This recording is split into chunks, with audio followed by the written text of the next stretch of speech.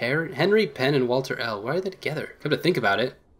Have they always worn clothes so alike? They look so perfect, fashionable gentlemen. Are you quite all right, Waverly? Or... Yes, hello, sirs. Can I help you? Waverly, how nice to see you again. I hope you've been well. I raise my shoulders a little because I'm not sure how to answer. Oh, Walter, this student was your protege. Walter nods happily. Was her first, I believe, and it sure was an honor. An honor? I cover my mouth, having spoken what I was thinking. Am I really a mess today? I am really a mess today. Haha, she kids, a regular miniature me. Oh, I hope not. I see, how rude of me. My apologies, Mistress Airy. Excuse me, big yawn. I did not greet you. He gives a halfway bow. Greetings, how are you doing today? Decent. I blink once. Hurry out and honorific. Duh, sir. That is good to hear. Can I help you? My roommate is sick and I was taking care of her, so please cut me loose already. Oh, of course. Might you give Mistress Harrison this letter and tell her to expect a meeting with me sometime later? Take the envelope that he offers me, not bothering to look at it. Winter Harrison, eh? That poor girl witnessed the end of a world. Correct. What's worse, she witnessed Cyrus mediating. Walter. It sounds like he has 200% Cyrus yesterday. Out and out stupid. Whoops. Walter smiles toothfully. Looks me in the eye, which is weird, but Walter behavior. Hard not to laugh at his flippant, foolish actions. I only don't because, unlike him, I am solemn about these matters. But Cyrus, he was truly exceeded the limits of being an ass. He is in fact such a large ass that he puts the Centerlands to shame. And, what's this? Walter and Henry look to the right, my right, and peek past the doorframe to see what's drawn their attention. Speak of the devil, he doth appear, Master Cyrus Addington. Walter speaks like he's presenting a circus act, complete with showy hand motions and everything. He's right, Cyrus is there, looking paler than normal. Lieberance, I see that you're still attached to Penn's hip. That's a nice joke, Cyrus. You've always been good at jokes. Although, I suppose that's no surprise, seeing as you're a pretty grand joke all of your own. Out the corner of my eye, I can see Walter sneering. I hadn't the opportunity to ask. Are you properly ashamed of yourself, or am I to take your overbearing silence recently to be your standard brooding and angst? I'm not here to mince words with you, Walter. Mr. Penn, are you finished here? If so, then I ask you to leave while I speak with my protege. Henry, who hadn't been bothered to say anything between these two, speaks up. As a matter of fact, my business is done. I should let you know, though, Cyrus, that your protege is still infirm. He nods politely at me, indicating Cyrus my presence. We are instead in speaking to the young Mistress Airy. She will do. In that case, Waverly, we'll be departing now. Henry puts his hand on my shoulder. I bends to whisper in my ear. You know where to find me if you need me, I hope. I understand if recent events have been difficult for you to comprehend. I nod, giving my shoulder a rub, as he lets go and stands up straight. All right, Walter, quit sticking your tongue out at him. You're being childish. Come now, we're leaving. Right. Goodbye, Waverly. Yes, goodbye, Waverly. Henry and Walter walk towards Cyrus, and while the elder mediator continues past him, the younger stops at Cyrus's side. I strain my ears to listen. I'm really fucking disappointed in you. I don't know what you're thinking, but you need to take this job seriously. You asked to be a mentor, now start acting like one. You're not working alone anymore. After this, Cyrus answers, but I can't hear what he says. Walter grabs him by the shoulder and snarls. Cyrus refuses to look at him, and Walter scoffs, showing Cyrus out his way, catching up with Henry, leaving Cyrus to just stand there with his head down. They're so weird. Adults are so weird. After a few moments of nothing, he walks over to the door, gazes still fixed to the ground. Hello, Waverly. Hey. You awkward, creepy bastard. I'm not. He finally looks me in the eye. I'm not entirely sure what to say. You and me both. I just know that I haven't properly apologized. Not that this is properly apologizing, having a student relay the message for me. It's immature, but I imagine I can't talk to Winter myself right now. I say nothing because there's nothing polite to say. I want you to tell Winter that I'm sorry. I want you to tell her that absolutely nothing that happened was her fault. I suppose that's all I want to say that can pass through you. The blame is wholly mine, and I want her to know that. She did nothing wrong. I can see that he wants to explain himself more, but it's hurting him to try. I'd better speak up. Wow, now that I think about it, I'm not sure. Besides not making sure that the nuke didn't launch, if that nuke launched, even if we didn't kill the president, if it launched for any other reason, we'd all still be dead, so we'd still be in this position. There's no good ending here. Maybe there was a good ending, though. Heard you kill a leader and something bad happened because of that? Wasn't that, well, a dumb idea? Didn't you think that wouldn't happen? Cyrus doesn't answer for a long time, that he thinks he's not going to answer, but I speak before he can say never mind. Listen. There's something difficult for students such as yourself to understand, but I knew full well it would happen. What? Listen. Why do you stop telling people to listen? You listen to other people. Why on earth should I? You eventually must understand. The situation was a quagmire. Many of the options available to us could have very likely made things turn out worse rather than better. You'll have to believe me that in this case, the best course of action to promote order was to allow that something bad to happen. I'll have to hear what Winter says because that sounds like nonsense. The larger issue was that I underestimated the consequences. To put it bluntly, I did not properly research. I was overconfident. Sewell, that is the system we had visited, was a very chaotic world, although inconsistently. Scientific discovery happened both quickly and suddenly there. Large leaps in technological prowess were spurred by random discovery. It was a very unusual system. And I knew that, but I didn't give it proper consideration. I had expected some losses from my actions, but not the entire world. In short, I misjudged and rushed things. You know how I rush things.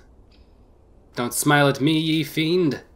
You can't just tell me how you allowed a world to die and expect me to smile back.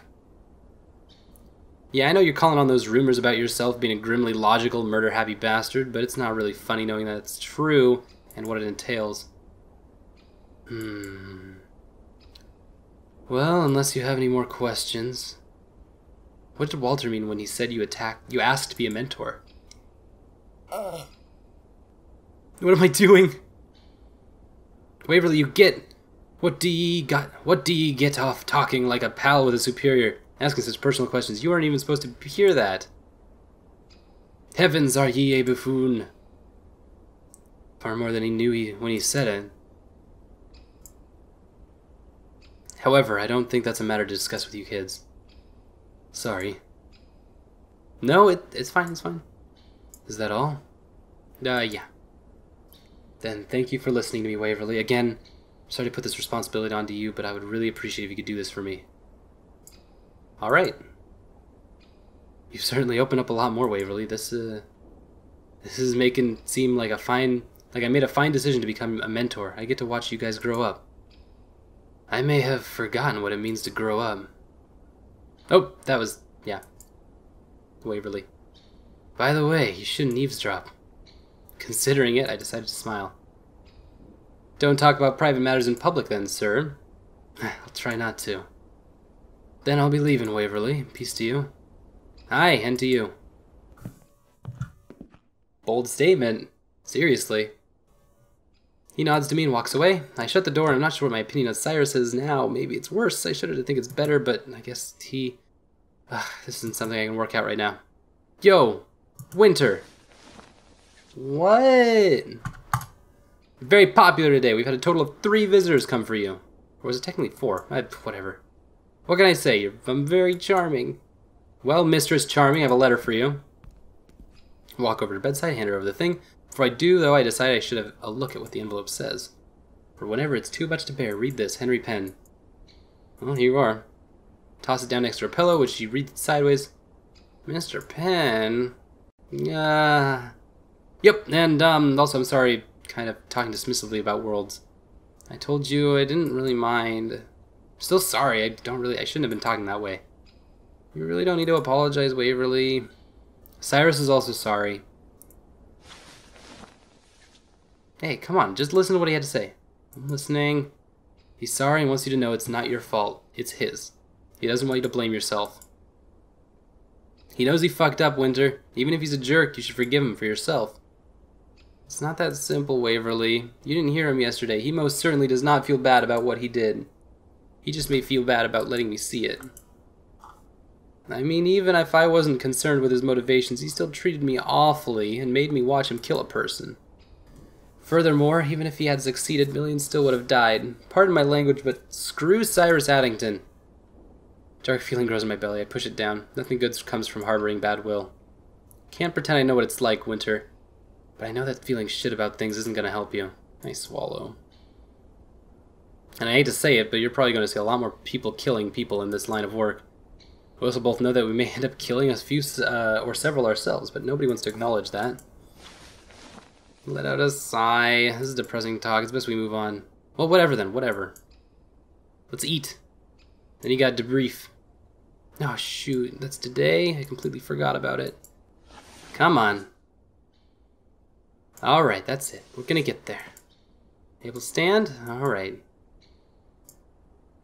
Don't try to do this on your own then. Winter, you got my shoulder right here. I'm glad that she's got people that she can talk to and hang with.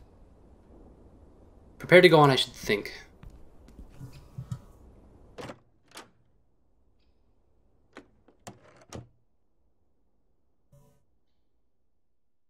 Was that our epilogue? Yeah, that was our epilogue. That's one hell of an epilogue. Whew. Hey, we can save our profile. Saving profiles allows for future episodes of Dysfunctional Systems to remember your choices. Sweet! If I want them to remember those choices, and I really don't. I'm gonna make some other choices and see what happens. Because, yeah. But, I dig it. I dig it for a lot of reasons. We reached a bad ending. And usually in situations like this, the bad endings don't come with a lot of closure. They're usually like, you got a bad ending, we'll sweep this under the rug, you replay, and go get that good ending. But, no, I'm actually very satisfied in that ending, even though it was absolutely awful. Oh, cool. Well, let's name this profile.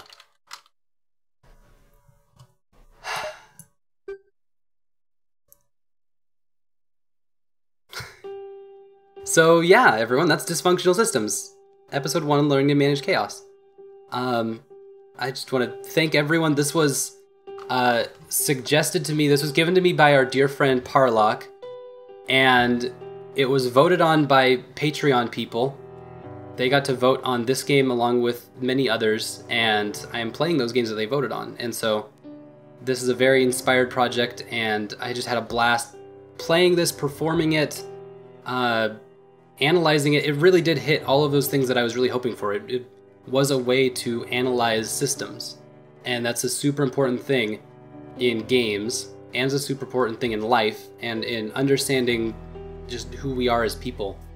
And so the way that they structured everything was really spectacular and beautiful, and I loved playing with a bunch of decisions all in one bit. And I just loved the framing of it all. I really like this episodic approach to this world that we've built around us. Episode 1 was a fantastic introduction to that universe. I mean, what else could we say about this in the scope of ending this? I don't know when episode 2 is coming out, but I'm absolutely excited for it. I'll be there for it when it comes out. And hopefully there will be even more systems to play with. Even more dysfunctional systems.